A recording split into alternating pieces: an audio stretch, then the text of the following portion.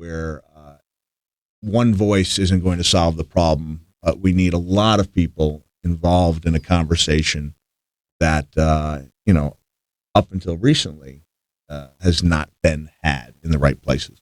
Right. And I think that the real issue right now is that everyone is talking about bullying. It's a topic that is on everyone's minds. But once the sort of national interest in it fades, it's important to keep the conversation going. Yeah. And it's a lot of what you're saying about continuing to be prodded. Like, this is actually an ongoing issue.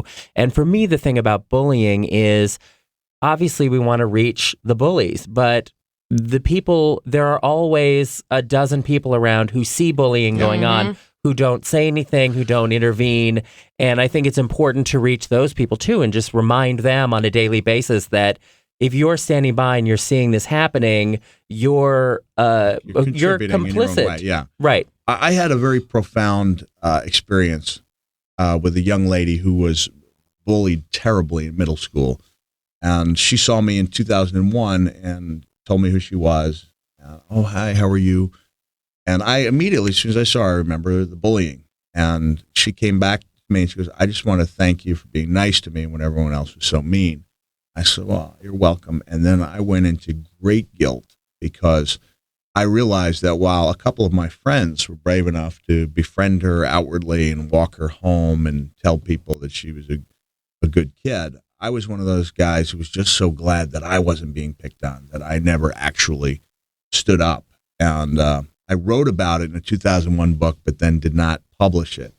But I got it out, and then years later, when I met the young lady, I asked for her address so I could send her kids some wrestling stuff. And I did send some wrestling stuff, but I also wrote a very long letter in which I talked about the great, kind of great vast expanse between being nice and actually, doing something. That not being mean was not necessarily the same thing as being nice. And I told her in the letter that she'd had a big effect on me and was the primary reason why I went, I did go out for a few years, and I would go out regularly to schools and talk about, staying in school and not bullying and respecting people despite their differences.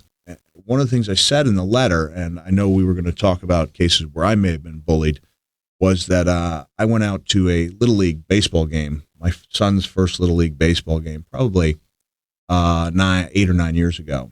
And at this point, I went out, my first time on a Little League field in 25 years. And I had been the WWE champion 3 times. I'd been interviewed by Katie Couric 2 times. Like, I'd been around the world several times. And I went out there and I sat on that bleacher, and the taunting from 25 years earlier came back. Actually, the adult coach of another team who was taunting me as a 12-year-old. And it just broke my heart to the point where, this taunting came back. I could, look at that kid. He runs like he's got a dump in his pants, and I was behind the plate, like shaking, the way people do that,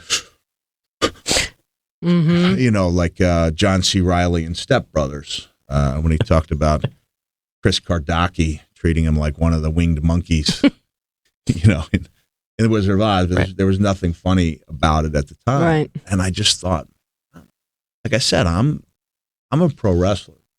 And I've been, like I said, done a lot of things, and a lot of time has elapsed since this taunting took place.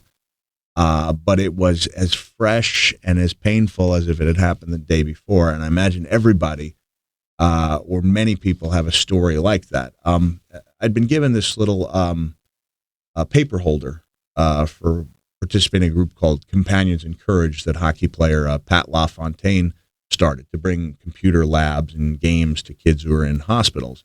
And the paper holder said, no act of kindness, no matter how small, is ever wasted.